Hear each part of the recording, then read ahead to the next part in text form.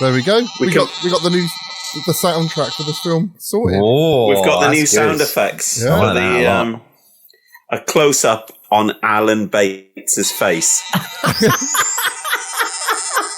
John Hurt finds out that his bicycle tyre is flat.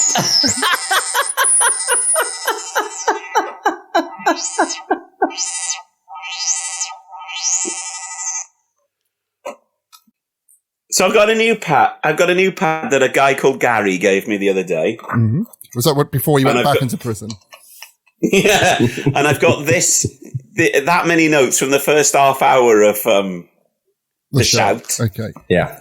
So that's as far as I got. I got as far as Alan Bates coming round for lunch, inviting himself in. Yeah. And then, what's her name? Is it Susan Hampshire or someone like that? Just, looking at him like, he's got such a thick neck. Not much happens after that. So let's get into it. And then yes. All right. Should we go? Should we start? All right. Yeah. Let me. Even though we already have started.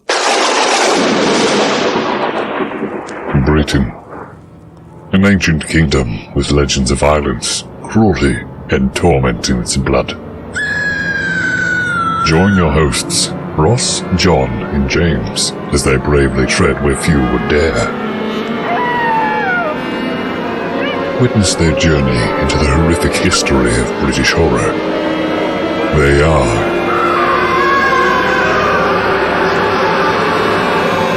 the General Witchfinders.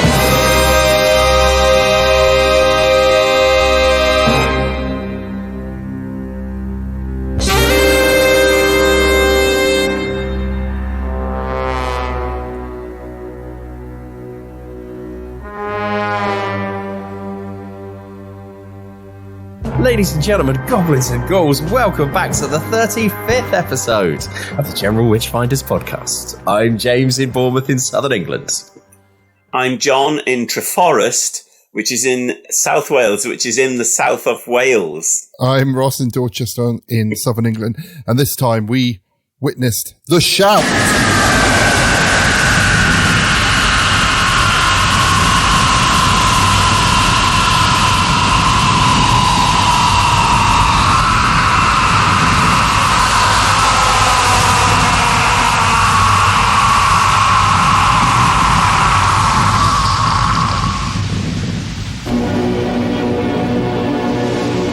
Greater than the frightening power of exorcism.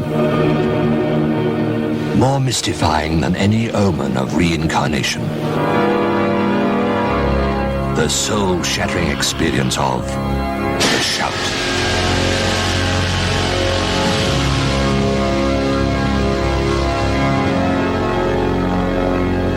You are looking at a man possessed of baffling powers. His name is Charles Crossley. He's incredibly well read. The power to take the souls of others. Oh, yes, it's true. If a young man wants a girl for his wife, he steals some trivial possession from her, casts a spell over it, and then she finds him irresistible. That's funny. Just buckle. Alan Bates is Crossley, master of primitive man's deepest secrets, and they are all dwarfed by his awesome shout. If I shouted for you now, you would die. As would your wife and anyone else around here. Susanna York is Rachel. First her soul, then her whole being possessed by the man with the shout. John Hurt is Anthony. His only chance to break the spell is in a stone. But which stone? And where? Find you. How long do you think you'll be able to stay? Months. So you'd better make yourself scarce.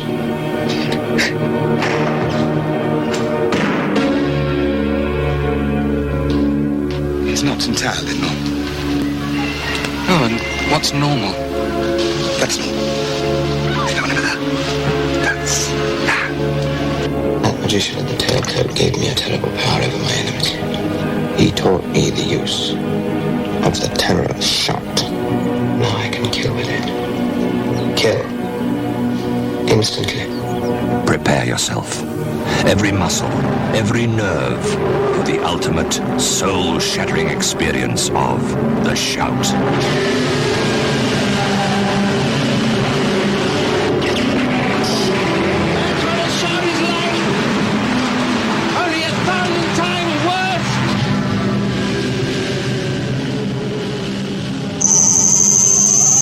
Shall I do this in the background while James is talking? Yeah, absolutely. Well, only for dramatic points, I think. So, The Shout is a 1978 British horror film directed by Jerzy Skolimowski, who was also an actor in Mars Attacks and played a general in Marvels The Avengers, apparently. So that's news to me. It was based on a short story by Robert Graves, author of I, Claudius, or I, Clavdibs, and great friend of Spike Milligan, with whom the 1960s until his death he frequently exchanged letters, many of which are collected in the book Dear Robert, Dear Spike. Okay, in the notes, because I got the Blu-ray for this. In the notes, it says that he had an unconventional romantic liaison in school with Spike Milligan. Ooh. Oh, God. Okay. But I can't find any other more evidence of that anywhere on the internet. So I don't know if that's something Kim Newman made up, but possibly. Is he a contemporary of Spike, or is he younger? I don't know. Did they go to school together? Well, I would hope so. Otherwise, one of them is abusing the other, isn't it? Yes. Okay, let's move swiftly on from that. Yeah, anyway, that bit will all be put in the bonus section.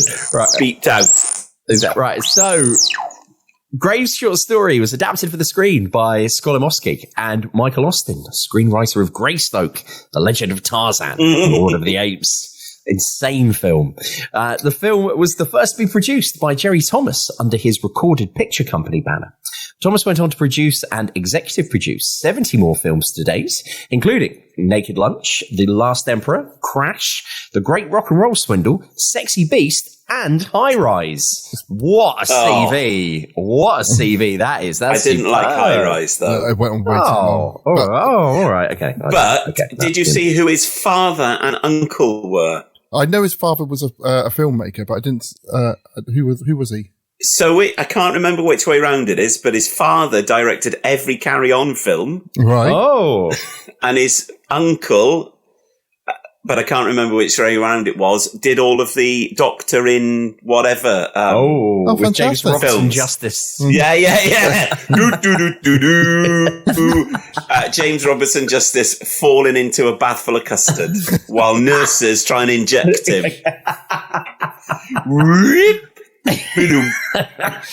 You need a synthesizer that just makes those noises, John. Yeah, well, I can try with this one. Hang on.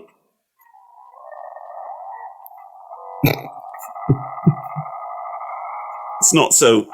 Oh, that was quite good, wasn't it? Hang on.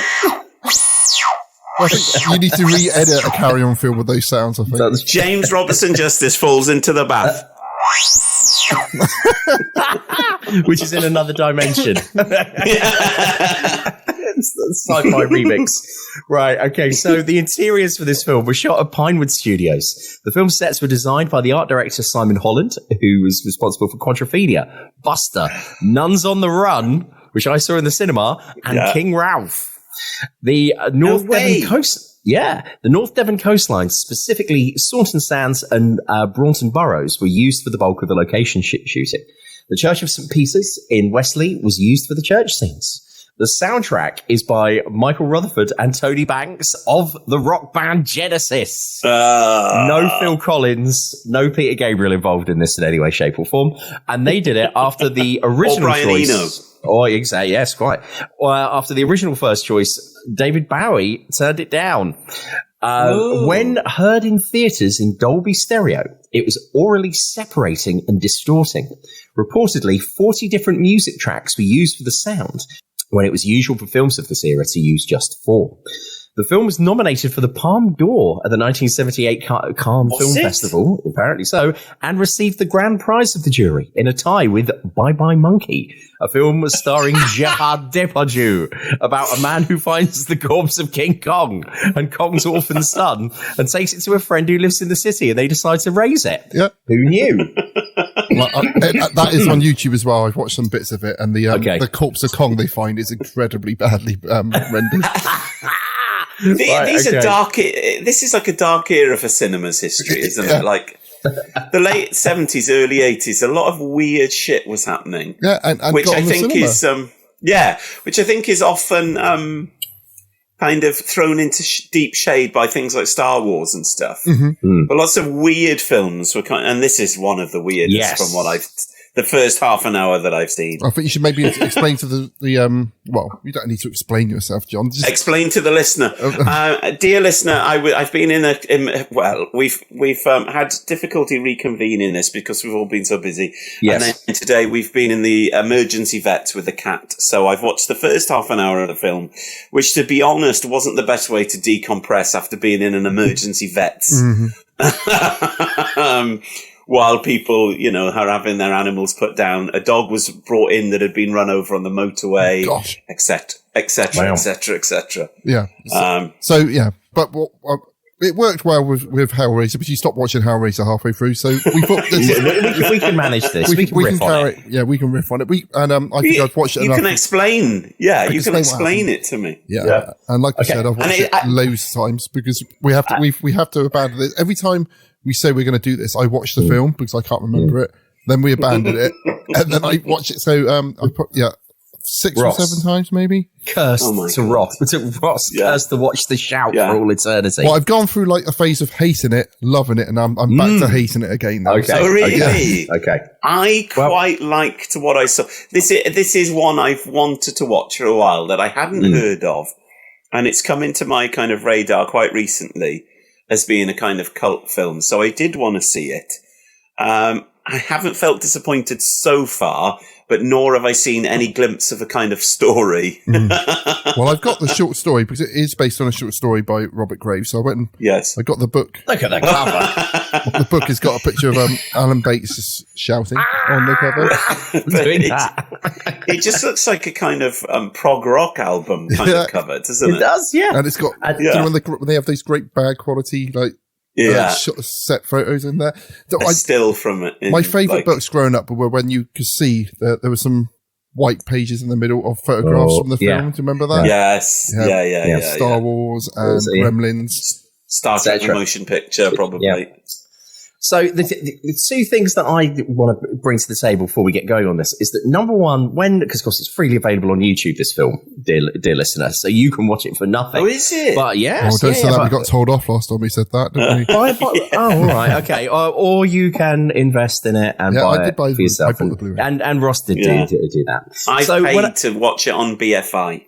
Oh, lovely. So when I was put in the search for it, the other thing that came up was a 2-minute introduction from Mark Kermode done for the BFI. And I have to say that what he said, so this is why I'm flagging it up, I totally agree with what he said. And he, of course, also cites, great touch though for the podcast, Kim Newman, with what Kim Newman says about it, which is this is part of a genre of British films which aren't quite horror films, but they're unsettling.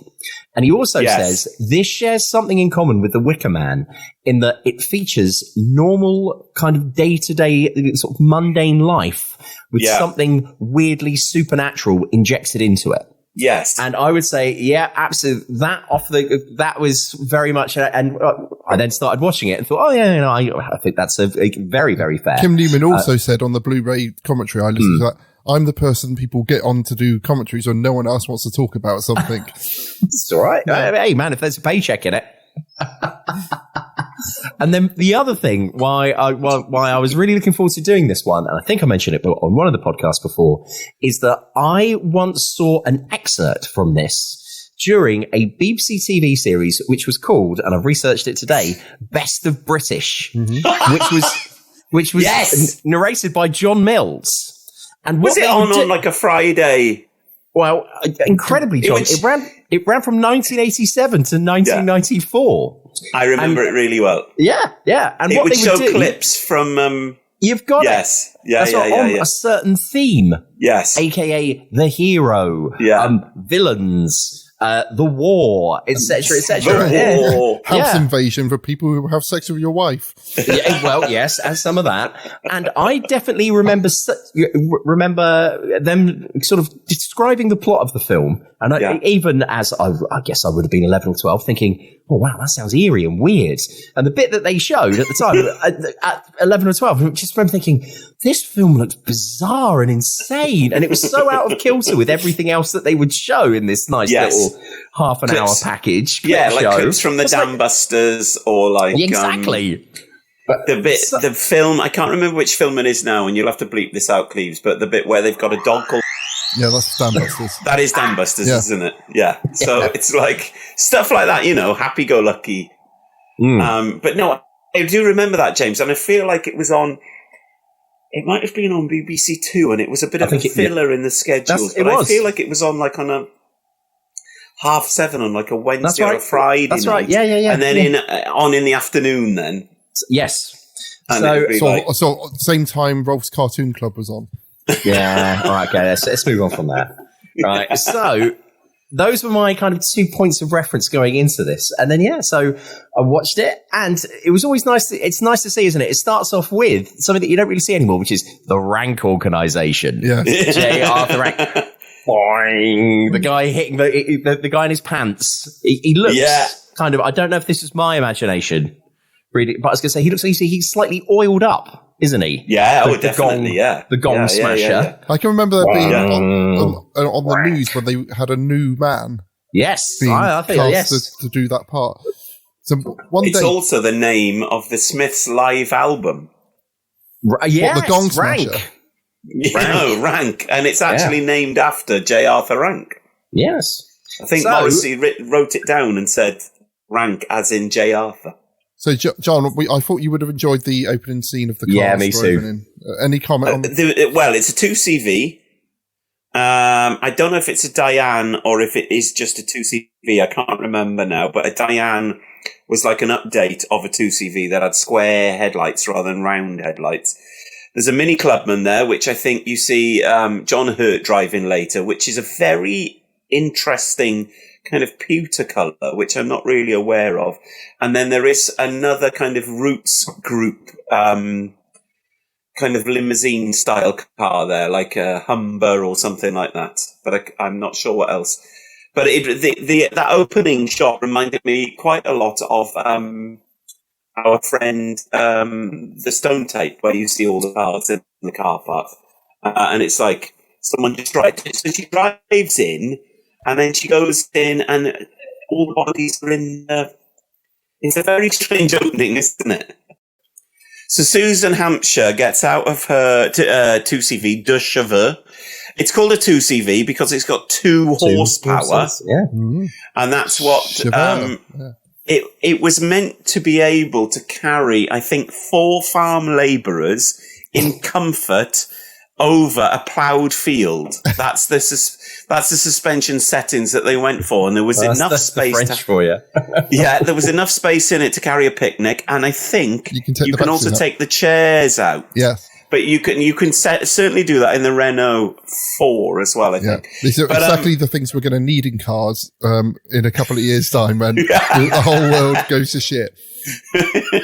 So she goes in, and she goes into this general purpose kind of hospital environment, which looks exactly like every episode of Hammer House of Horror, which is made around the same time. Yeah. And then she's sewn a load of bodies in a on the tables in a dining room. Is it like a luncheon hall or something like that? Yeah, it's a dining room, And then is Alan Bates uncovered at that point? I think? But I don't think it's clear who you are. Yeah, because it's the doctor. Jim Broadbent, and then the last one's Alan Bates. I think I don't know if I'm reading too much into it, but I thought part of this story, or part of the whole idea of this film, is that what you see when we're told the John Hurt story is entirely told in flashback. Yes, and that the characters that you're seeing in the asylum setting are the guy telling the story, him using these people to populate his story.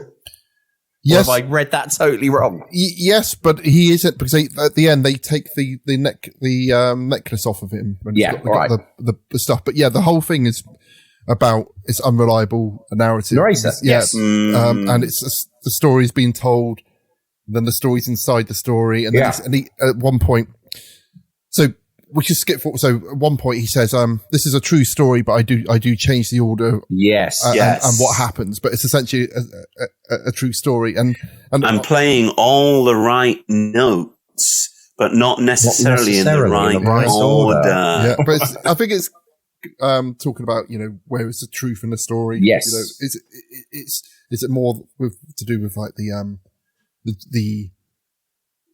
the meaning is the truth rather than the actual the events which narrative. Yeah. Yes. Interesting. So then it starts, and you've got a good cast. You can see in a horrible sans serif 1970s typeface, which is whilst an Aborigine he's walking towards the camera. Yeah, and so the figure on the beach always makes me think of "Oh, Whistle and I'll Come to You." So it's always they're always on slightly dodgy ground with something like that. But also, it looks like, is he meant to be in the Sahara, or it just looks like I think it's meant to on sea. I think it's meant to be the outback, but it's basically the same dunes which they're using for the rest of the film as well. Yes, it really reminds me of the Hammer House of Horror episode, The House That Bled to Death, where in the ending, you're meant to think that the characters have moved to Miami, but actually it's obviously just someone's swimming pool in like Boreham Wood or somewhere on a really like wet, horrible day. Brilliant. So Cleveland with Del Boy going past on a jet ski. And the music at this point sounds a bit hooey, I thought. When James did Quadrophenia, I thought it sounds like the start of a Who film. It's really weird music, isn't it? It's like music that's not really there.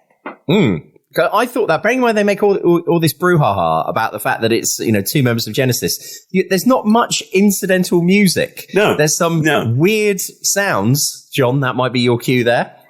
Hang on. There's things like that, but there's no here's... Yeah, there's plenty of that going on. But is it as good as that, though, James? No, it's not as good as that. But I just wanted to flag up that as I was watching it, and as the credit, because it's one of those films which you don't really get anymore, where they put the credits up at the start. It's my kids hate. If there's any film that does that, they straight away down. Right. And there were two names that just leapt out at me. Right. First of all, project development. Peter Van Praag. And his surname was spelled Praagh. Whoa. Peter Van Praag. So that was really sad. It is. Yeah. That was really satisfying. And the stagehand was someone called Clunky Hughes. I thought, you don't get people called Clunky anymore, do you? See what else other films Clunky Hughes did. How'd you spell it, James? CLUNKY space HUSE. Was he not called Chunky? Clunky. I double checked. I thought it. Well, it says Clunky Hughes on that. WC Clunky Hughes. Clunky. Yeah. I think I misread it as Chunky. And thought that Hughes was like Hughes, but like just a different spelling. Known for Willow, Moonraker, and Robin Hood, Prince of Thieves, apparently. Oh, wow. Lovely. Moonraker, you can't be Bond in space, can you? And is that the one where Jaws bites when they're in when they're in Rio and Jaws bites through the ropes of the cable cars? It's the best Bond film, in other words, James. He worked on 77 films. The last film we did was A Cinderella Story. Oh, wow. In 2011. And I don't remember. He worked on The Crow, Super Mario Brothers, Last of the Mohicans. Clunking away. Yeah. Spies Like Us. Spies Like Supergirl. Us. Octopussy. Star Wars, Return of the Jedi. I used to really fancy the girl in Supergirl. Yes. Helen. What was her name? Was it Helen Slater or something like that? Yes. Absolutely first Incredible. time. Yeah, but what a rubbish film with It Peter is dreadful. Cook. Yeah. Yes. His first film was called The Mini Mob. So you've got all these really weird characters are introduced with this really frenetic handheld camera work. And then Tim Curry Tim Curry pops up, and then this woman comes to the top of the stairs and is like, "Don't try and look up my skirt." But then, weirdly, everyone's voices are dubbed, which gives it this really strange feel. So then you go outside to where they're setting up a cricket match, which is this kind of overarching introduction. It feels like someone who isn't British, i.e. the director, trying to do a bit of a metaphor for English life or kind of English country life. But you've got these weird kind of dubbed voices for old people, where one of the old men is going, "You old cow." And it's obvious he's not saying that. Yeah, it's someone else dubbed. It's just really weird. And it's not clear that this is a mental asylum, isn't it? No, not at all. You have to try and pick that up from what's going on. It's very 60s. It's a bit like a wacky 60s vibe. Yes, well, I thought the whole thing is that the vibe, the feeling that I got was it's all very R.D. Lang. Who's that? R.D. Lang was the kind of radical psychologist in the 1960s who said, we shouldn't medicate people. We just, people that are insane or schizophrenic.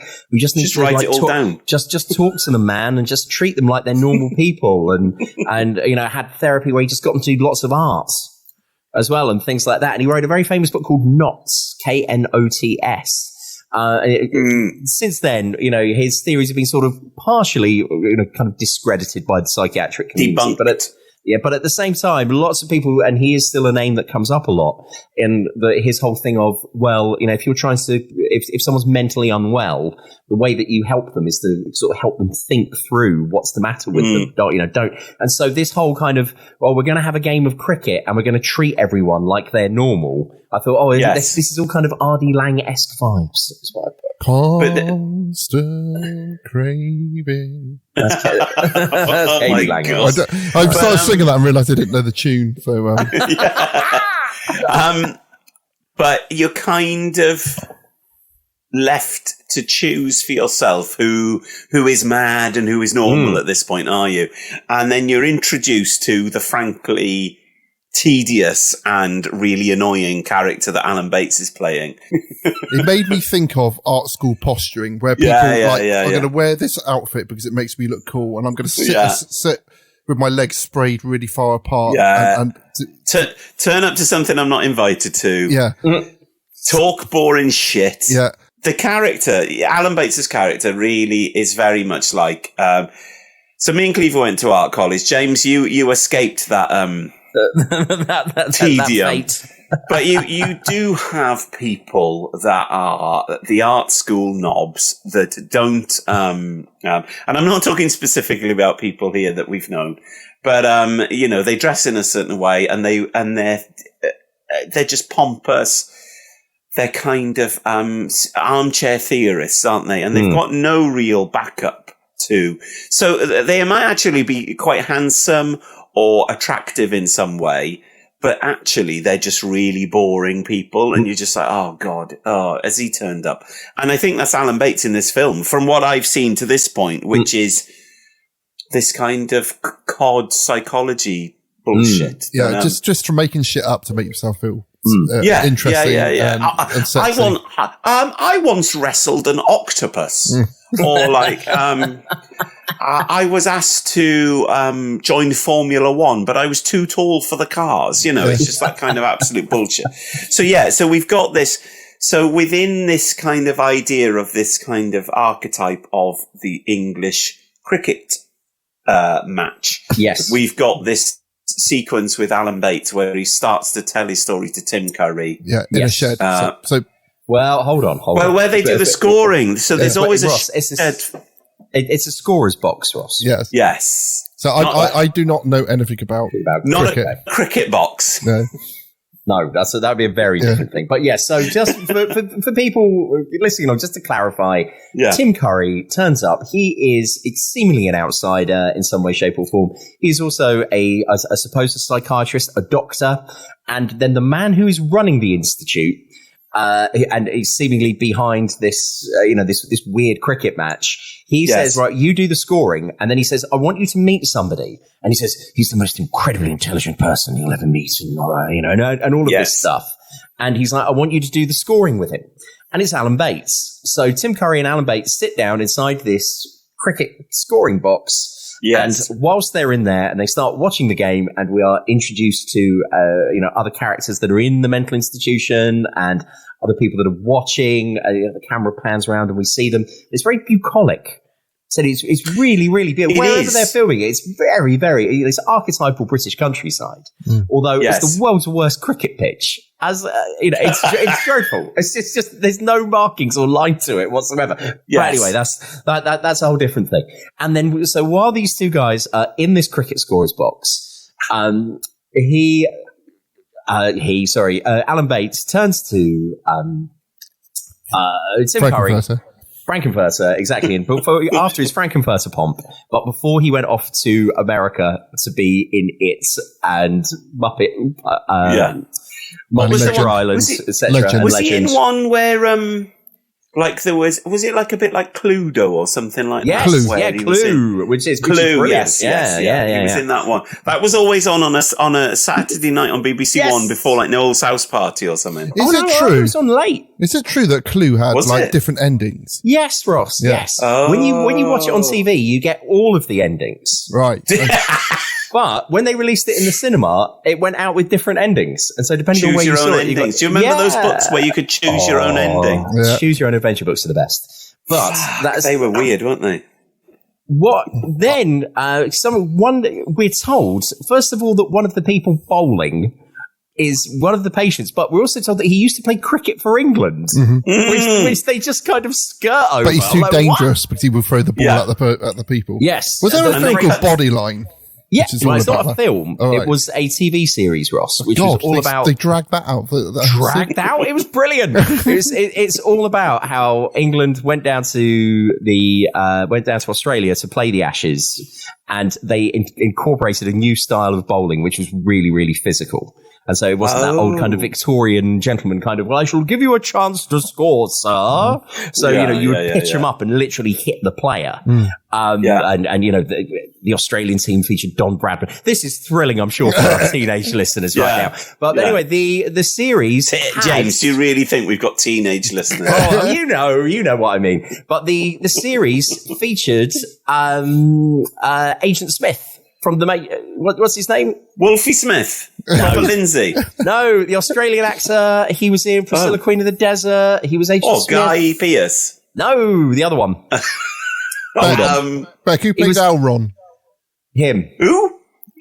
Hugo Weaving. Hugo Weaving, thanks, Beck. Oh, yes. So yes, it featured Hugo Weaving. Hugo Weaving was in it. Anyway. Where is Beck? Is she sat on the toilet watching you, Cleves? Yeah, no, she's sitting in the corner doing some work. Oh, yes. But I've got a mattress in between us to muffle any noise. Married life, Cleves? Yeah. So, and the line that I wrote down when describing this bowler, he's magnificently bad-tempered. And I thought, I just want someone to describe me as being magnificently bad-tempered. That's great. So after this, so the game of cricket begins. A person is bowled out, and then the new batsman who goes in is TV's John Hurt, pre-Alien, the Elephant Man, John Hurt, pre-War Doctor, yes, all of the above. In comes John Hurt, and then Alan Bates says, I know him, or he's a person of some notoriety, so on and so forth. And then Tim Curry's, really? And then I put down, this is a line that even in reality or in films, the moment someone goes, I'm about to tell you a story, and you must trust me, but every word I'm about to tell you is true. I'm 100% on board. Whatever you're about to tell me, yes. I was thinking, this is the moment I'd just be like, sorry, there's just somewhere I've got to be. And I would literally leave because I know it's going to be the fantasy of some. I've been to so many car shows where I've heard so many classic car owners tell totally fabricated stories about how they've, crashed a Ferrari in like the Bringlass tunnels in Newport. That's a real story. Wrestled Sterling Moss. That sort of thing. At this juncture, I just want to point out that, the 50th Doctor Who new adventure, which was called Oh, shit, I can't remember it. But I read it on the coach to Nebworth to see Oasis. Yeah. Oh! What's it called? We're going to have to Google this. But the central part of that novel is also a cricket match. Oh. And this cricket match in this film really suddenly, out of nowhere, made me think of that Doctor Who novel, which I haven't read since 1996, on the bus to see Oasis in Nebworth. And it was just this really weird kind of thing that just came out of nowhere that was like, oh, this really reminds me of that Doctor Who novel. Just the imagery, because obviously it's a book. It's, it's how I imagined and that novel is set in 2010. Oh. So I read it in 1996 and it's already 13 years in the past now, which is quite weird. Happy Endings by Paul Cornell. Happy Endings by Paul Cornell, who we previously spoke to on a different iteration of this podcast. Yeah, about a book he didn't write, and then he got a bit annoyed with us about it. Well, what did it? Was that you, Cleaver, saying that? Yeah. What book did you say that he wrote? I started talking about Lungbarrow, and he didn't write. Someone else wrote it. And weirdly enough, just to add to that, see if we get sued over this. But many years later, I and my friend Matt ran a panel at a comics convention. in Cheltenham. Yeah, and we did a comics version of Just a Minute, the Radio 4 show. So it was just like a light-hearted panel thing. That was just a break from middle-aged men talking about how hard can Batman punch people and things like that. Right. Yeah. So, and Cornell put himself forwards to be on the panel. No way. Yeah. And the panel included the kind of anime artist Sonia Leong, who's really great fun. Yeah. Jeff Furman, one of the guys who did the 1980s Transformers comics. Yeah. Do you mean Simon Furman? Simon Furman. Yeah. You're quite right. That's my mistake. Simon Furman, and it's Jeff Senior. Jeff Senior was the artist. And they're my two favourite. Yeah. And he was great fun. Yeah. And then we had Paul Cornell. And all I'll say is Cornell kicked up a massive fuss and was so miserable. It was unbelievable. Because rather than saying writer of Doctor Who and author of some things for DC Comics, Paul Cornell, Matt had written this introduction that basically like went through like some of, he said, so the line was, you may know him as the writer of Doctor Who and so on and so on, but he is also the author of, and I can't even remember it was that we mentioned, but he immediately kind of butted in with, he went, oh, nice way to read through Wikipedia. And I just kind of gave him a sideways look. It's just like, this is just a bit of fun. Calm down. Yes. And then he was in an unbelievable strop for the rest of the thing and sort of stormed off at the end. But also, he blocked me on Twitter because of some weird spat that's so Doctor Who, where lots of people were having a big argument on Twitter about whether the Talons of Wen Chang was a racist Doctor Who story or not. Which... It obviously is quite racist because it features like a Chinese homunculus, dwarf man, and God knows what. Yeah, but also it was made in 1977, and have you seen like It Ain't Things Our were different back then? Yeah. It's just it's a different time. He blocked me over that, so I just thought, and I absolutely loved his novels when I was growing up as a teenager. I thought his Doctor Who novels were literally the DNA of Doctor Who. So back to the shout though. Let's try and throw a rope around this. So what we then cut to, as Alan Bates says to Tim Curry, okay, well everything I'm about to tell you is true, and the story begins, and once again we're in 45 minutes into our podcast. It begins. Normal, standard. I'm saying. Yeah.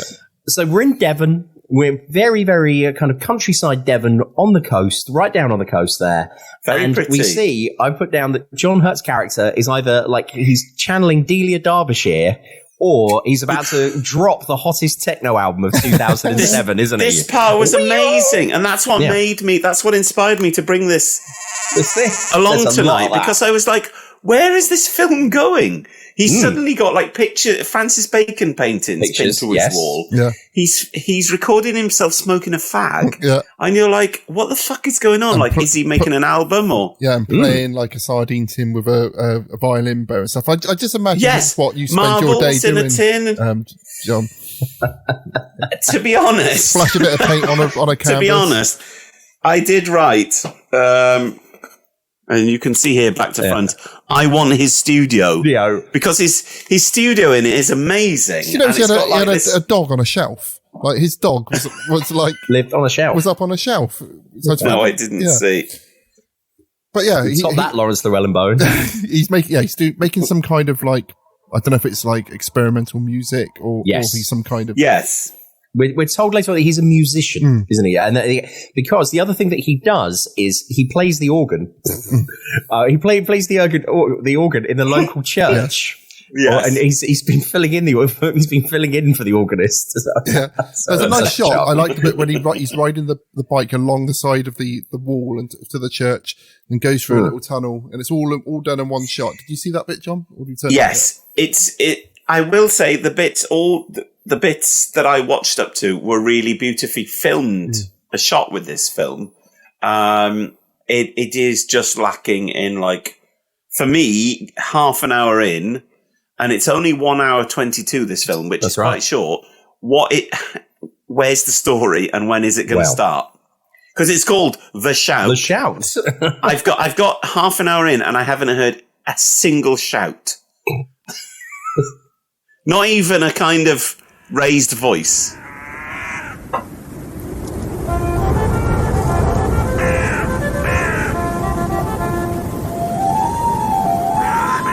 Hi, it's Ross from the General Witchfinders. Did you know that I also do another podcast with my friend David? Hello. Well, my headphones are full of that. You're not taking this seriously, Ross. David and I do our own supernatural research and investigations in our home county of Dorset. So, if you think that's up your street, why don't you give it a listen? It's Dark Darset, Darzet. You can find it wherever you get your podcasts.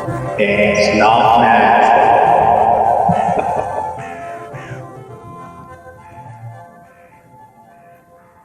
So, as John is playing the organ in the church, which can be fun. I did notice that he really minces up the aisle as well in the church in a kind of John Inman way. Yeah. Like, I'm free. We see he leaves his bike on the wall, and then we see like a hand come out and let the tires down on the bike. Yes. And then John Hurt is sort of making eyes at the it's the cobbler's wife, not the landlord's daughter. Now, the cobbler's wife, that was Bergerak's girlfriend, wasn't it? It's TV's... I'm not sure. Is it really? Early on, do you think? Because later on, it's Louise Jameson, who was Leela in TV's Doctor Who. Right. But earlier, it's Carol Drinkwater, who is very attractive to me and was in TV's All Creatures Great and Small. She was the original woman before Linda Bellingham took over. Oh, okay. So what was she in Bergerac, James? This is the question. I might be just that was.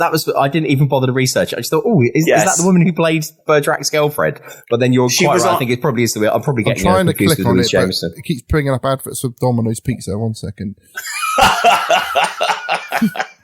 Of course it does. Yeah, fuck off. I don't want any Domino's. She was in Clockwork Orange. Not right now.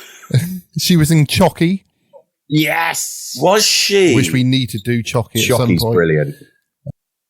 And Chucky's Children. I think she played Chucky's Children. She was in The Sweeney. Is Chucky John Wyndham? Or John Christopher? It's one of the two. Yeah. Yes, John Christopher maybe, yeah. No, she wasn't in... it's not as far as I can see. She wasn't in Bergerac. But she was in All Creatures Great and Small and Tales of the Unexpected. Oh, of course she was. And Chucky. Every single person in British TV history was in... she wrote a novel called The Haunted School, which was turned into a TV miniseries. Ooh. No way. She's still alive, and I think she was on a TV series recently on something like Channel 5, because she lives somewhere like Provence now. Mm-hmm. And Helen and I watched it, and we're like, oh, she's a nice lady. That's a lovely place. Okay. Right. So, What happened then, Cleves? Did someone walk over your grave? No, I was reading the synopsis of The Haunted School. Right. It sounds like a James Herbert novel, to be honest. Fanny Crowe, a young English teacher, struggles to establish a new school in the wilds of 19th century Australia as a superstitious local residents. ... Fanny Crowe.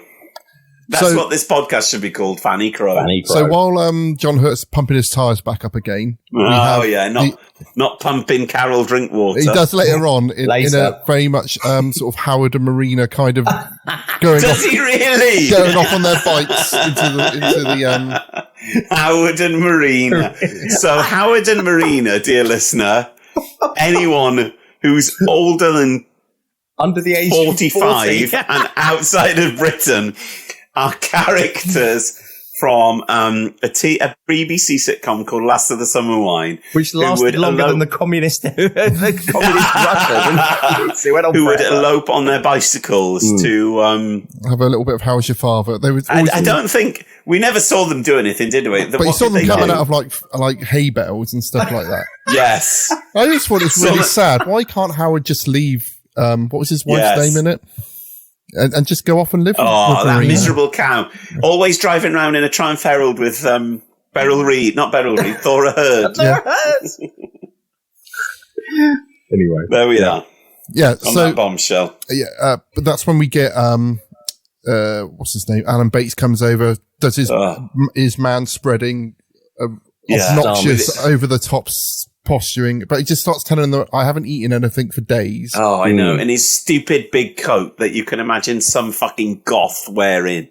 He just reminded me of someone in the Welsh Club, as it used to be known, and I call it Club now, when I was a student, it was the Welsh Club in Cardiff. It was the indie club in Cardiff. Everyone went to the top floor, which is a night called Pop Scene, and you'd have a load of goth twats there who would only dance to like Bauhaus. Bauhaus, yeah. The Breeders, Cannonball, or what are those other fuckers called that think they invented music? Where is my head? Where is? Yeah, so they'd only dance to the Pixies. When Oasis came on, they'd go and sit down and they'd be like, "Oh, I'm not going to dance to this fucking shit." So he looks like basically that person, doesn't he? He's got like. He's so dirty. Yeah. When he takes his coat off one point, he's got all these horrible like grease stains all over his purple top. Yeah. He's probably got like nicotine stained fingers and stuff, hasn't he? Like smokes rollies. He's always cadging a fag off someone. Yeah. Well, fuck off. These are all things which our listeners probably do, and they're all switching off one by one. No, dear listeners, please don't take Ross's aspersions on your character to heart. I am not anti-goth. I spend a lot of my time in churchyards. I draw pictures of ghosts. But there's a certain type of goth that is, they're never women, they're always male goths. And I think he's got it down to a T here. I don't know if that's deliberate, but he's just like, he's just boring. So basically he invites himself for Sunday dinner over to John Hurt's house.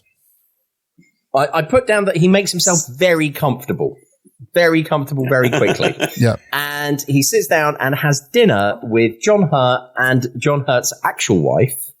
Susan Hampshire. TV's Susan Hampshire. Is it his real wife? Real life wife? No, in the film. Okay, sorry. This is the point where my notes end, and it just says, should just tell him to fuck off. Yeah. Which is pretty, And what it's that English sense of like, where you're just like, oh yeah, of course, come in. Yeah, that's absolutely fine. Whereas actually what you should say to someone like this is, no, mate, fuck off. Yeah. You're not coming in to meet my wife. I don't care if you haven't eaten, just fuck off. And that would be the end of the film, wouldn't it? I was tired, I was hungry, were you there? Were you there? I was tired, I was hungry, were you there? I was going to say, those were the principles that the British Empire was built on. Just fuck off. But the creed and the colour and the were you there? So, As dinner proceeds, John, so what happens then next is he says, where have you been and why are you so hungry? And he says, does he say, because the sound wasn't amazing, Ross, does he say he's been on a walking holiday? No, he was in the outback. Yes, we get onto that. Yeah, and then he said that he was out there for years, and John Hurt goes, did you have like an Aboriginal wife? He goes, yes, I did. And then I killed our children, and then I've come back. See? Yeah. Yes. So he says, I've been out there for 18 years. And then, he says, as Ross says, about, did you have any children? And he says, no, in Aboriginal culture, you have the right to kill your children if they are under a year old. And then the line is, does that shock you that I admit to killing my children? Yeah, and then he frames having a fit and like collapses on the table. See, at this point, I'd ring the police, get him sectioned, end of the film, isn't it? Yeah, and then he sort of dragged upstairs and put to bed while then John Hurt goes and does some more like experimental music. Yeah. I wouldn't put him to bed in my own house. No. I'd literally just throw him onto the fucking pavement and say, mate, fuck off. James, are you drinking lemon barley water like it's Wimbledon? It's WKD. No, Smirnoff Ice, isn't it? Well, it's to make sure I've got enough energy for our high energy podcast. I'm drinking an energy drink, but it does look like lemon barley when you pour it out. Yeah, it looks like Tim Henman's lemon barley water from 1996. Right. Come on, Tim! Come on, Tim!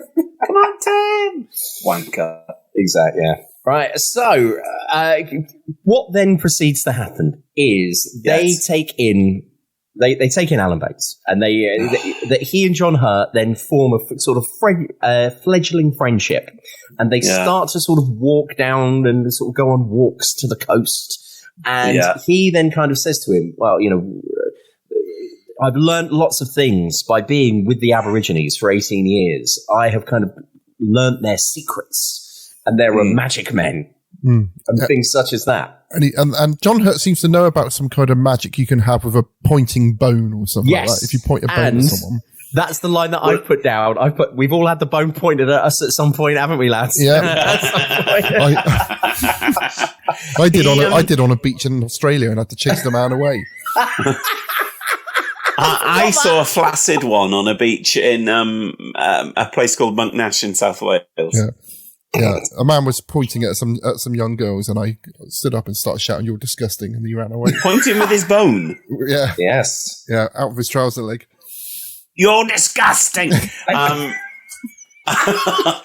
He's earlier on. He dropped his bone in the cricket box, didn't he? Yes. He did, yes. So we get that, and he says that they have this thing that if you point a bone at a person, they can die. And then one of the other mystical powers they have is he says, I've seen a magic man go up to another person, and while he's sleeping, and remove his kidneys. Oh, is that what he's doing with his hand? Oh, I didn't understand what that was going on. Yeah. And remove his kidneys from inside him. Then drain the fat from around them and place them back in his body.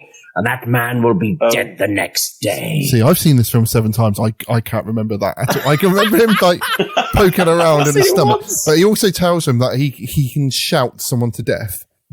And now we get to the crux of it. Yeah. He says that that's one of the powers that they have. He can shout someone to death. And then, this is the point where I'd say, all right, mate, hop on, get the next bus into town. I don't want to see you again. This is where films like this, I don't know if I've got a low tolerance of people, but when I overtake people in the middle lane of the motorway, I stare them out. Yeah. And Hal says, what do you do? Why are you staring at them? And I'm get over.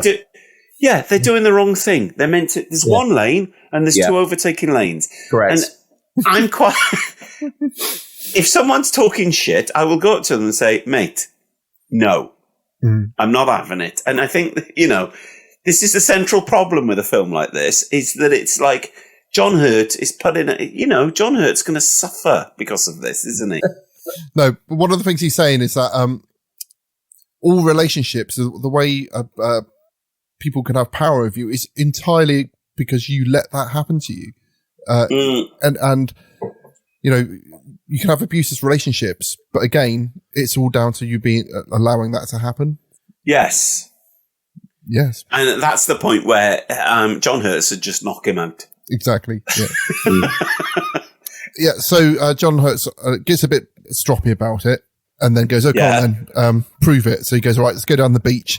And then he said, "You might want to bring a bit of cotton wool." Yeah, it's wax out of a candle. So he said, but John Bates tells him cotton wool, but you're quite right. He puts wax into his ears. First of all, he's like, "Do it now." Yeah. And then he says, "No, I can't. If I do that, everyone around us would die." And he said, "Oh, all right then." So they agree that they will go somewhere distant, in inverted commas. And then he's like, "I will start shouting. When you can't handle it anymore, point at your ears." Yeah. Which is very good and very scientific. He then unleashes the shout. Yeah. Which I put down. I quite liked. Yeah. And you see the enormous amount of fillings this man's got. Yeah. The dentistry. I thought, when did he get those done during his 18 years in Australia? There's a lot of gold fillings going on Alan Bates' mouth. Which makes John Hurt grab his head like Captain Kirk always did. There was a noise on the Enterprise. And he falls kind of sort of head over heels. Like James is a young boy falling down Castle yes, Hill. Yeah. Correct. One of my few scrapes with death.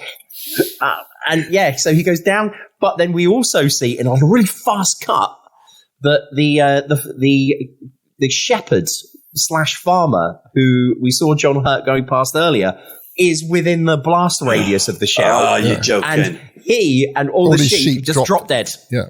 You're joking. No.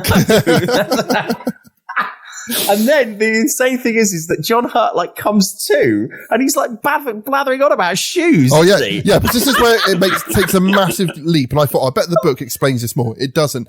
So basically, he falls to the bottom of the hill and touches a stone, and the stone he touches is the soul of the cobbler. So when he touches it, he becomes he challenges the cobbler. So for some reason. There's loads of stones in the dunes, and each one of them is the soul of someone in the village. That's one of the magic powers. No, they're just stones. Oh. Is that something to do with what they say earlier on, where they're talking about that tree is mad and that tree? Yes, to a certain degree. Mad. Yeah, I can't remember this part. I can remember that bit, but it doesn't make sense. It didn't make sense in the book or in the film bit. It's just that thing that all, just if something is, even if something is seemingly not alive, it can be, it can have a larger significance. Oh, we forgot to mention the buckle as well. Oh, yeah. But basically, the buckle, he's stolen the buckle of the woman's shoe. That's why he's stolen a buckle when they're on the beach, which is the same beach that they see the Aborigine man on, which is meant to be a desert, but it's not a desert. It's just obviously and also something which happens at that point, which is more obvious in the book, that they're both having the same dream of that man. That's what I would have questioned at that point. And this is something that happens in M.R. James stories, and the characters discuss it and say, "Isn't it strange that we're having the same dream?" But in this, they're like, they don't even mention the fact that it must be weird that they're both having the same dream at the same time. Yeah. So that's just a weird aside. So then, this is the part where John Hurt's mostly in bed after this point, and it absolutely bugs him up. Alan Bates is basically taking over his place in the house, of course he is. So with the significance of the buckle is that we also learn. Alan Bates then says, one of the other things that I learned from Aboriginal culture is that if you want to win the heart of a woman, all you need to do is take a trivial item that belongs to her and then do some spells upon it. And then she will fall in love with you, or until such time as you don't want her anymore. And that's exactly what happens, is that she gets really, really into Alan Bates. And they end up having a really odd sex scene where she just runs up to him, lifts up his shirt, and just starts kissing his back. Yeah, and then she gets naked and then does some poses from the Francis Bacon pictures. The buggers. Yeah. That's what Lucian Freud. That's what Lucian Freud used to call his favourite of Francis Bacon. So this is when John Hurt realizes that if there's the soul of one person in the things, if he can try and find the stone, which is the soul of Alan Bates, he can then destroy him. Yes. So he goes. So how are the souls of the people put into these stones? Okay, great. It's not explained at all. But then there's a lot more cutting backwards and forwards to the cricket match as well as we're getting towards the end. Okay. And people are starting to get the crazy people are getting a bit more agitated. And Alan Bates is doing things like sharpening his bone into like a point, and we're told there's a thunderstorm brewing. I'm not sure you can use the phrase "crazy people," Cleves. Yeah, okay. Well, that's one of the people. Lunatics, the patients in the asylum. the people who are the patients in the asylum. Okay, right, nutters. Can I just ask at this juncture? Have you both seen Ennis Main? Yes. I haven't, but I'm very aware of it. So both Cleavers have seen Ennis Main. So I've seen online that the Shout heavily influences Ennis Main. Okay. Can you see that, Cleves? Because from what I saw, I couldn't see any influence at all. No. The Shout's got like 400% more story than Ennis Main does. Yes. Yeah. Did you see that it's opened in America today or yesterday? With Bates as well. Yeah. It's good, isn't it? Yeah. Did you see the director had a chat with me on Twitter? Has he? Yeah. Yes, he's a nice guy. He's it's a good film, James, but it's weird and it's way too long. Yeah. Right. I remember I was about halfway through. No. First third, I was like, fuck, this is really long. Two first thirds, thinking I'm starting to get into this now. And then the last third, I was like, yeah, it's just way too long. It is. There was someone snoring behind us, and Hell didn't like it a lot. But we went to Bristol and we had a nice day out. And someone in our audience was like clapping, saying that's the best thing I've ever seen at the end. Really? Wow. I think it's one of those films where you're like, yeah, that's amazing, or I couldn't care less. It's very. If you've got a kind of, if you like the Cornish landscape, then I think that really helps. And if you can watch an hour and a half of the Cornish landscape, then that's nice, isn't it? But maybe that's the influence, because there's very heavy sort of landscape shots. Yeah. You might be right, James. Actually, yeah. Did you realise that we found the farm, Cleves? Found the farm of what? In Ennis Main, you know the farm where the house is. Yeah.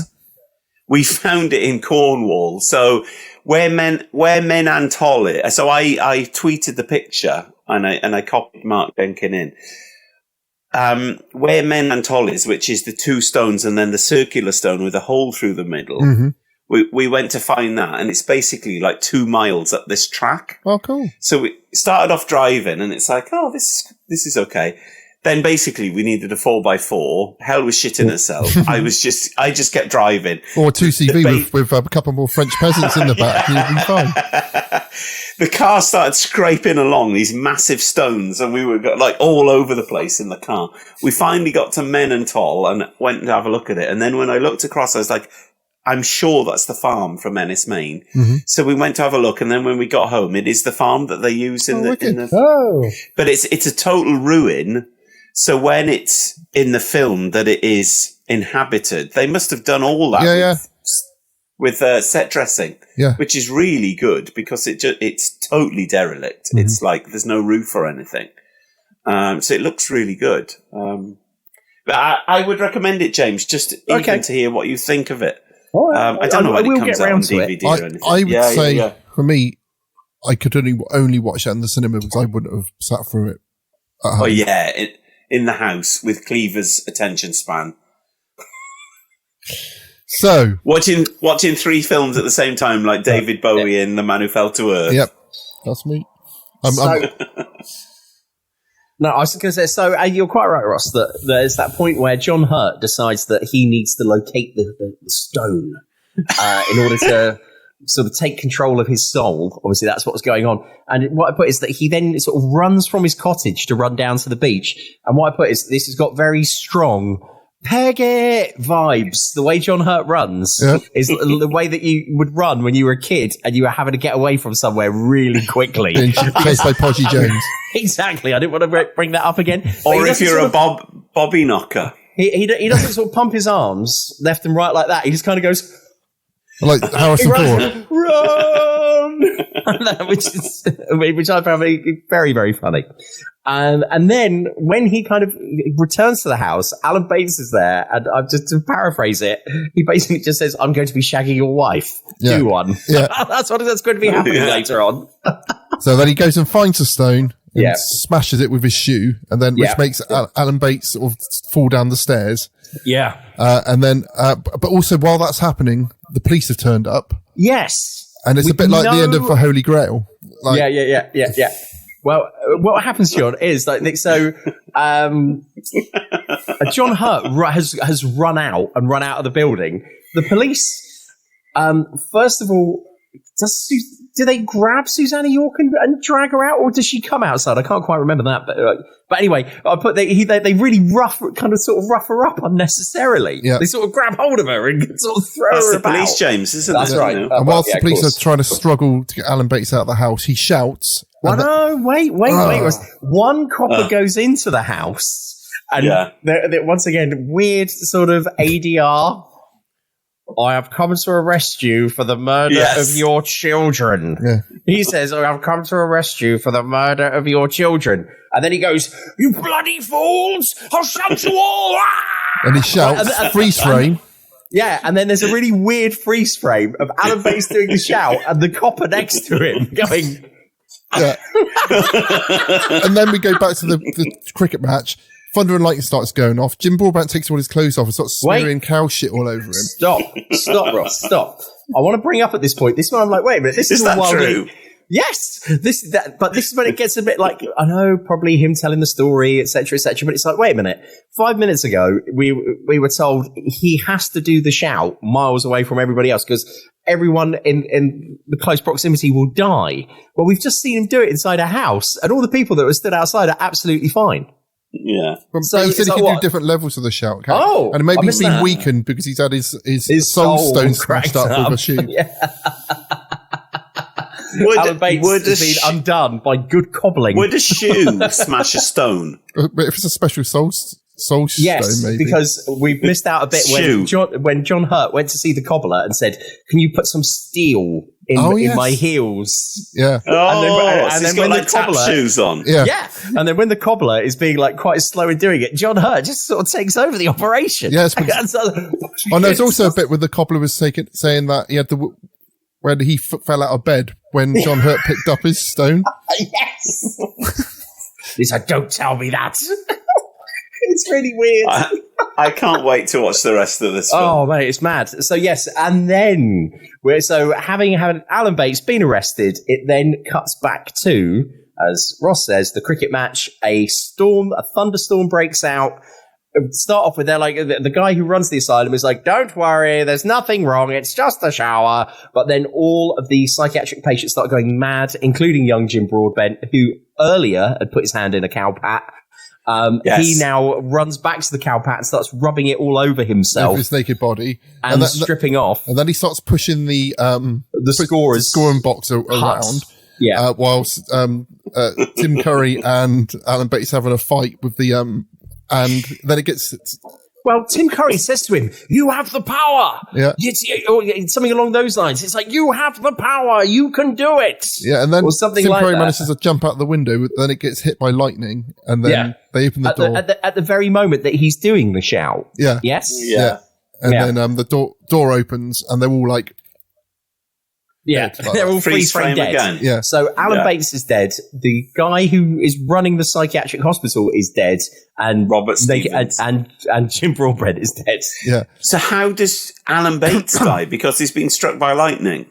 Yeah, he's in the scorer's box, and when he did the shout, it got hit by lightning, and that killed him. And then that is the scene that we saw at the start. Yes, with the 3 dead men have been put in the room, in the hall.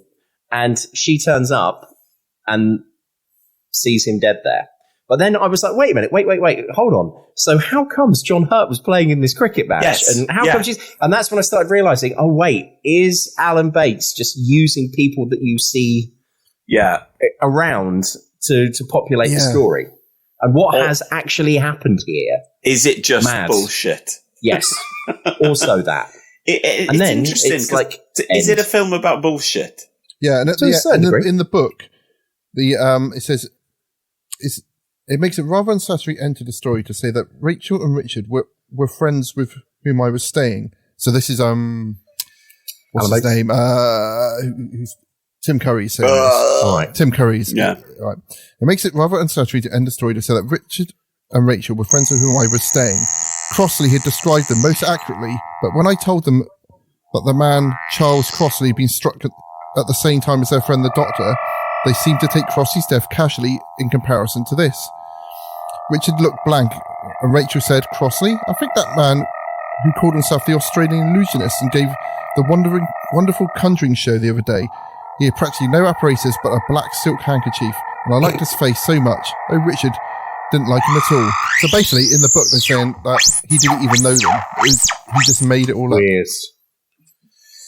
Really, really weird. Yeah. So and then it goes to the end, and it's done. Really? Yeah. And now YouTube is showing me a film called Corvette Summer from 1978. Featuring Mark Hamill. Yeah. That's the thing that Mark Hamill made right after Star Wars. Yeah.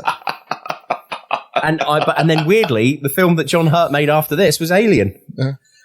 Where he's kind of wearing similar clothes, I thought. When he's mincing along in the church, I thought, God, he's wearing like khaki clothes in Alien, isn't he? Yes. Yeah. So what do we think? Intriguing. I've come back to liking it a bit better again. Oh, okay. But I'm going to give it a 2, I think. What I saw, the 30 minutes I saw, was very thought-provoking and very pretty. But what you've described sounds like an absolute load of old cobblers. So literally, there is some hardcore cobbler action in it. It just sounds very strange. And I think I was expecting a different film where someone comes back to life who's dead, and it's in Cornwall, and I can't remember what it's called.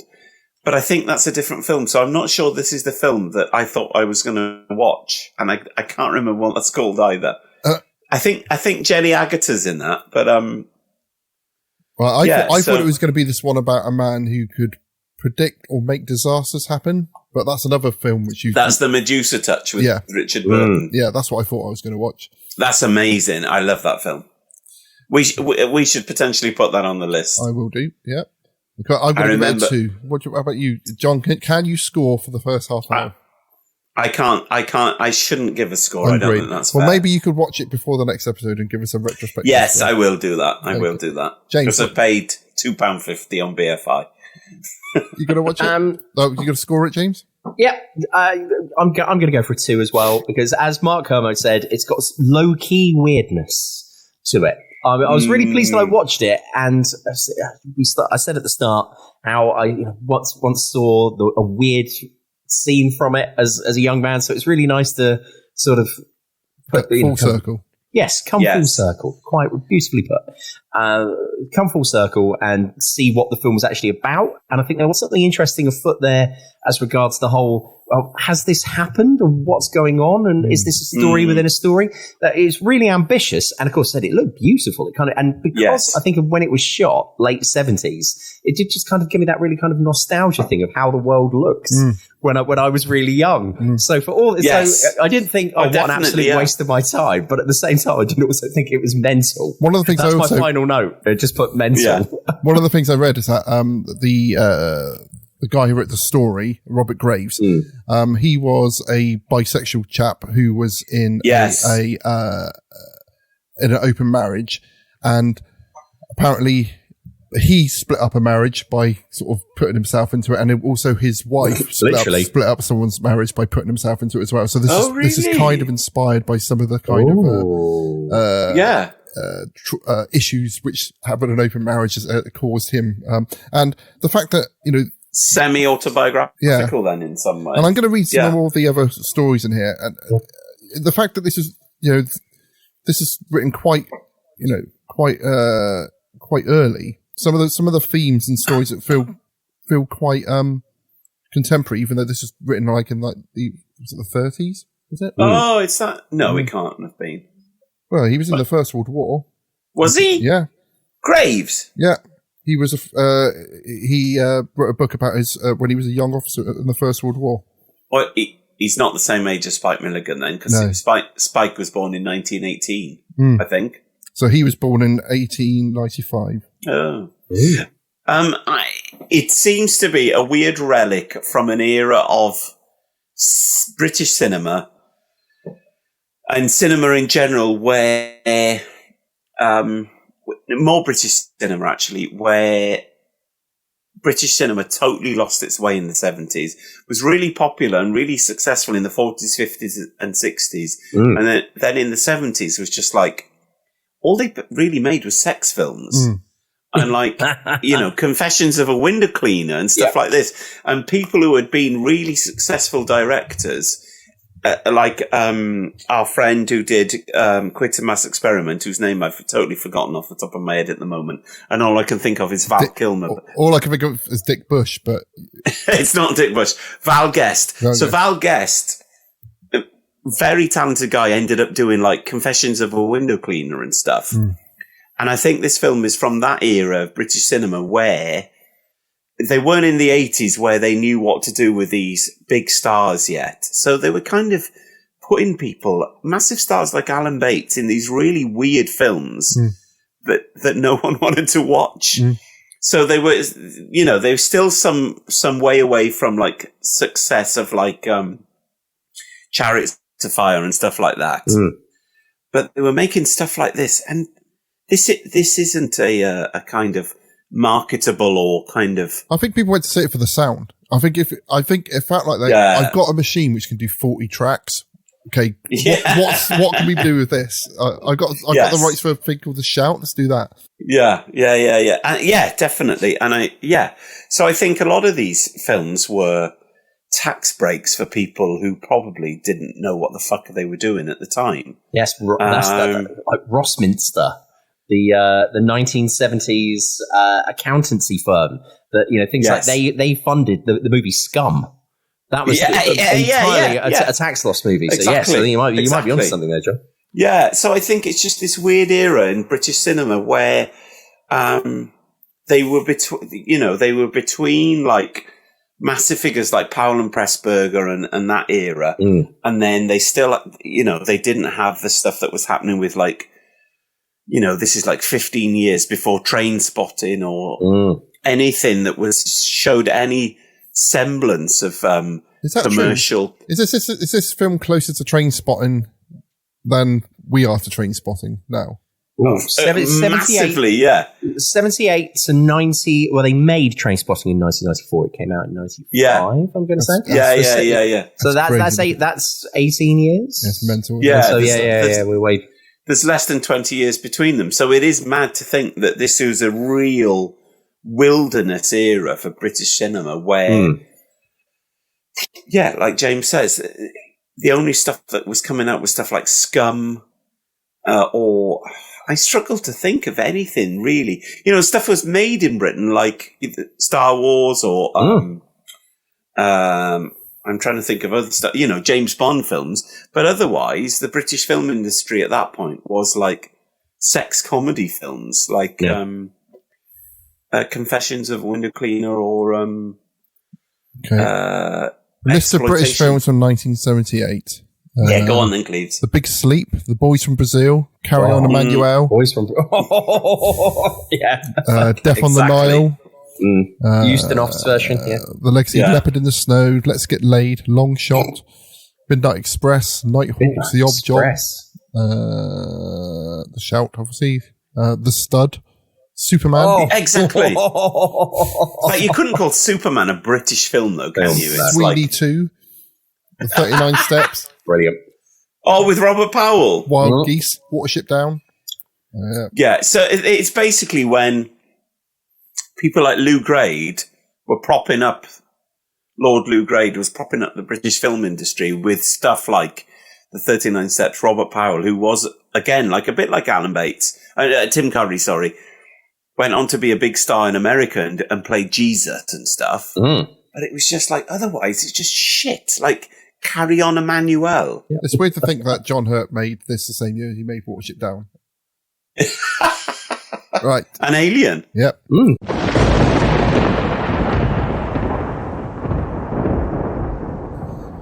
Okay, so there we are. Are we going to? I think we talked about Ennis Main, so that's kind of my something horrific. Does anyone want to talk about anything else? We are. Yes. Yeah, go on then. Well, Go on, I James. saw this in a branch of Tesco's, and when I messaged, Ross immediately told me to buy it.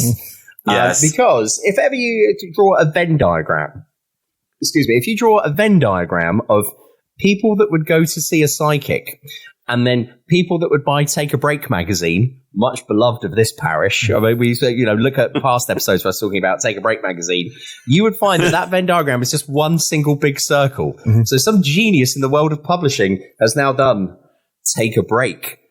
Fate and Fortune. Whoa. It's a spooky version of Take a Break. Whoa, my hubby's And ghost is trying to split us up. Evicted by a shoe-mad ghoul. What the fuck? And have a spiritual spring clean. Declutter your home and your mind. Yep. And some of the it's only stuff the in man who here- lived at the ancient ram inn. Well, right. Read that article. So Psychic we've got Helpline. Psychic Helpline. Well, it definitely hasn't got Mystic Meg in it, who's recently... Who's gone to the world of the spirits. Yeah. Yeah, so here are some of the letters that have been sent into the magazine. Did I get a glimpse of the future? Should I go to a seance? Why can't I be a psychic like my sister? Will our business be a success? And what was that smell? Beck says that every morning. Well, exactly. Tell her to write to the psychic headline. What was that smell?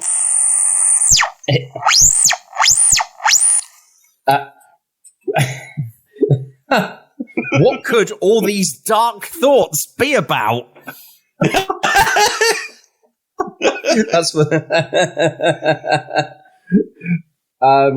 Will I lose weight for my son's wedding? And look who she's asking. What? What's that got to do with ghosts? Oh my god! Ask the ghosts. But yeah, is that it's about predicting the incredible. future and saying, "Will I lose weight?" Meet the psychic cleaner. Just stop eating. Yeah. The witch that makes you rich. Incredible. The only I thought it says walking with angels, but I didn't think that's what it said. For a moment, I was like, "Whoa, that's taking a turn." Anyway, but yeah, the only incredible. the only something horrific thing I've got really this month, a week, a year. Texas, the Psychic Horse. Anyway, sorry, John. Is that the original name for the band? Yeah, Yes. I think that was their album title.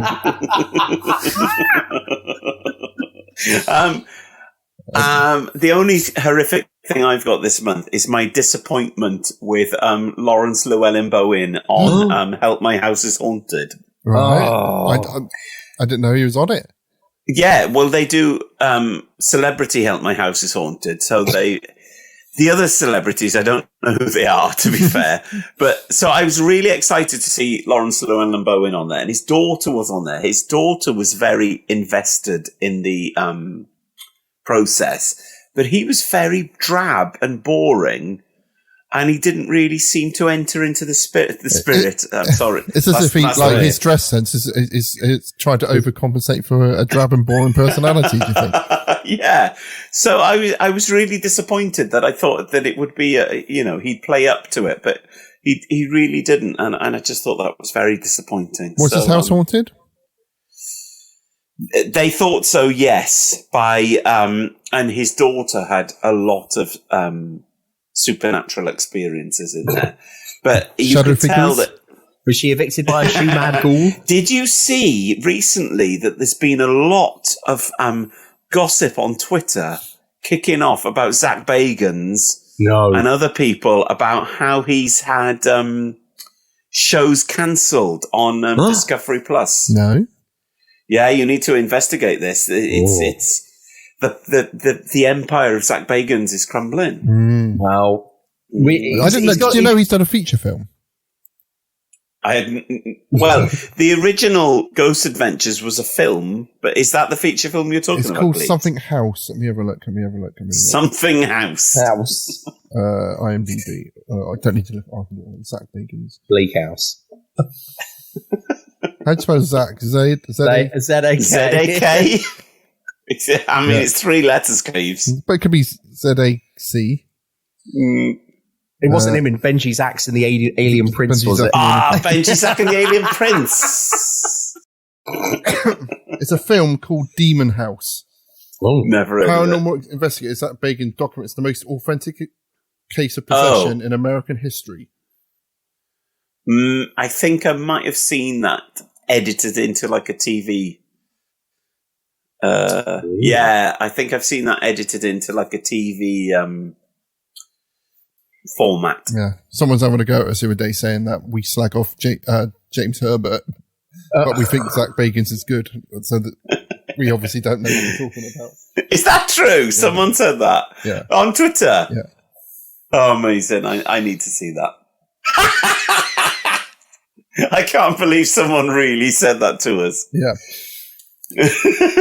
And they keep saying do the fog, and they've even left us a review on Apple Podcasts just saying do the fog. Do the fog. Yeah. Okay, we'll do the fog. And then we'll talk about the time I'm sure that I remember James Herbert coming onto a TV show like on a Harley Davidson with loads of smoke around him. that was when he did that World War II thing, wasn't it, Ross? Yeah. 48. Yeah, it was 48, the book launch of 48. Yeah. Ross remembers it. Okay.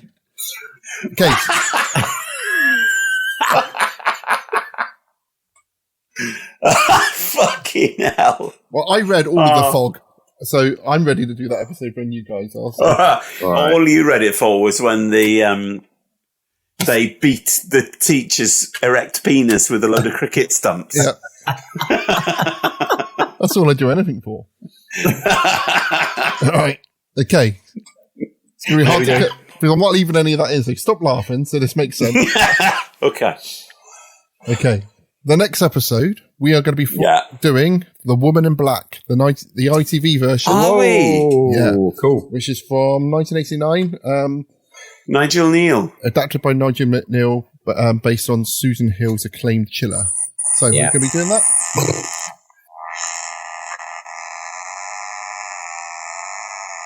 It sounds like one of those old computer games, isn't it? Where like you got to try and keep your car on the on the track. Oh, that's good. I'm looking forward to that. It's long though, isn't it? On here, there's a feature version. Okay. Which is so we need to decide if we're going to watch the TV version or the feature version. The feature version. Okay, but I don't know how you're going to. I have to work out how you guys are going to see it. That's all. So. Yes, good idea. Again, and just one quick thing from me. I wanted to say, last time we did this, I started saying, this is a really good book. It is fantastic. And then I went, I can't remember what it's called. It's gone. So just in case anyone, I very much doubt anybody really was going, what was that book, Chase? It's The Premonitions Bureau. What? It's a book called The Premonitions Bureau. That's what the word premonitions. Why were you talking about that? It was because we mentioned the disaster Wales, John. Where is it? Where the slag heap hit the town? Aberfan. Thank you. We were talking about the Aberfan disaster, and I said, that's been in the book that I've been reading recently, and then the title totally went out of my head. But it was the Premonitions Bureau, which is superb. Thank you. Oh, okay. Got that out of the system. Right. Until next time, listener. Yes. Thank you for joining us for 35 As episodes. Always. Yeah. 35. See, the thing is, my MR James podcast I listen to, they haven't done an episode for 4 months, which is crazy, isn't it? Yeah. Well, I think people will be screaming out for this. This is nearly a month since our last one. Yeah. Is it really? God. Every single one high quality. Just like the films we review. Well, you got it. Well, I know we've got at least one listener who just listens to them on loop while they sleep. And what? We've started to infiltrate their dreams. I'm so in an oxygen tent. And the other day I was watching a Vincent Price film and thinking, I don't think I like any Vincent Price film. I agree. What about that picture of him that I tweeted where he'd been to a sweet shop while making Witchfinder General and had a load of sherbet dip dabs? Yeah. That was an incredible image. Didn't see that. Also, I'm going to have to find that, James. Also, the caterers didn't turn up one time and he cooked for the whole cast and crew because he's a gourmet chef, apparently. Yeah, that's true. He did his own book, didn't he, or something? Right, so listeners, if you can recommend a Vincent Price film which is any good. Last time you recommended a Vincent Price film to us listeners was fucking Dr. Five, so we're not going to... Yeah, absolute shit. And it's not the one where they go under the sea, whatever the fuck that one is, because that is absolutely dire. Oh, there was one, the House on Haunted Hill. That's one of his, isn't it? Oh, I don't know. Tingler. Yeah, he's not good. No. Well, I like Vincent, but his films were just bullshit, weren't they? Let's face it. Okay. He's no Peter Cushing. No one is. On that bombshell. Absolutely. Until next time, people, stay safe and thank you for listening. Okay, happy day. Bye-bye, everyone. Love, light and peace, everyone. You have been listening to The General Witchfinders.